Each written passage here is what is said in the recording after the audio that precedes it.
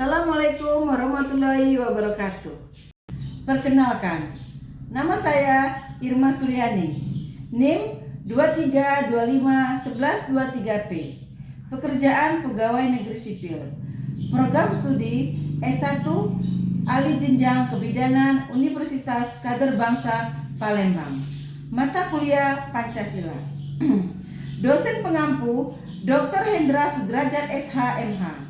Senin, tanggal 30 bulan Desember tahun 2024, saya akan menunaikan tugas mata kuliah Pancasila dengan judul Penafsiran Teori Konstitusi Nusantara terhadap Cita-cita Kesejahteraan dalam Kerajaan Sriwijaya yang termaktub di dalam Pancasila. Dalam konteks teori konstitusi Nusantara yang ditemukan Dr. Hendra Sudrajat SH.MH yang merupakan peraih rekor muri dokter hukum tata negara termuda di Indonesia dan saat ini sebagai Direktur Dumantara Riset Institusi serta Managing Director firma hukum Hendra Sudrajat Legal Konsultan mengemukakan bahwa cita-cita bernegara yang adil dan makmur yang dirujuk dari istilah Marfuat Vanua Sriwijaya Sudatra Subiksa.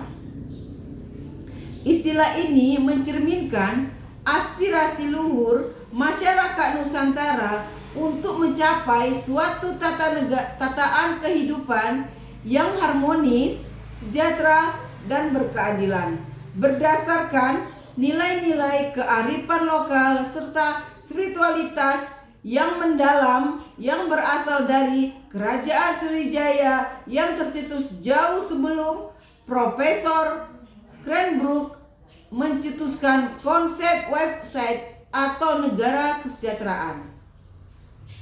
Marfuat Vanua Sriwijaya Sudatra Subiksa berarti suatu cita-cita negara yang adil dan makmur, sebuah konsep kesejahteraan dari Kerajaan Sriwijaya yang bila mana dikaji dalam perspektif teori konstitusi Nusantara yang tersirat dalam Pancasila sebagai dasar negara Indonesia.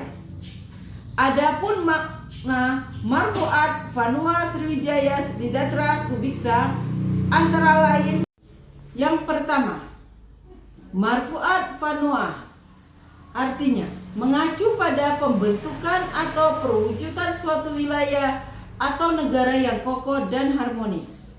Yang kedua, Sriwijaya artinya berakal dari nama Kerajaan Sriwijaya, simbol kerajaan kekuatan kebijaksanaan yang menjadi inspirasi tata kelola negara.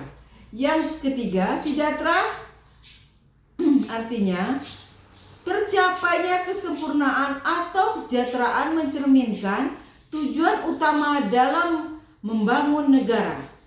Yang keempat, Subiksa merujuk pada kemakmuran dan keamanan yang dirasakan oleh seluruh rakyat.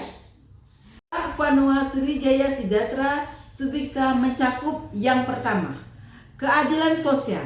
Sistem pemerintahan harus menjamin distribusi keadilan dan kesejahteraan bagi seluruh rakyat tanpa kita mendiskriminasi. Yang kedua, keseimbangan alam dan manusia. Maksudnya, prinsip hidup selaras dengan alam atau keseimbangan kosmis menjadi dasar dan pengelolaan sumber daya. Yang ketiga, kesejahteraan kolektif. Maksudnya, negara berfungsi sebagai pelindung dan pengayoman rakyat, menciptakan kondisi di mana seluruh lapisan masyarakat dapat hidup dengan martabat.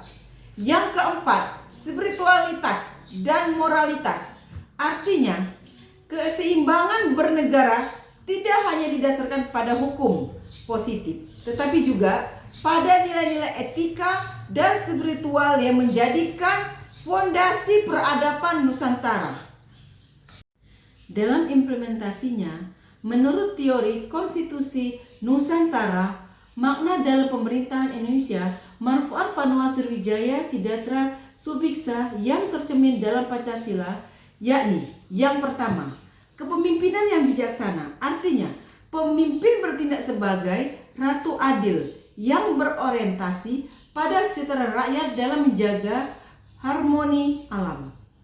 Yang kedua, hukum berbasis kearifan lokal. Artinya, konstitusi disusun dengan mempertimbangkan nilai-nilai lokal dalam istiadat sebagai pilar utama. Yang ketiga, pembangunan berkelanjutan. Prioritas pada kesejahteraan jangka panjang dengan menjaga kelestarian lingkungan. Demikianlah pemaparan tugas mata kuliah Pancasila dosen pengampu Dr. Hendra Sudrajat SHMH. Semoga bermanfaat bagi kita semua. Demikianlah, Assalamualaikum warahmatullahi wabarakatuh.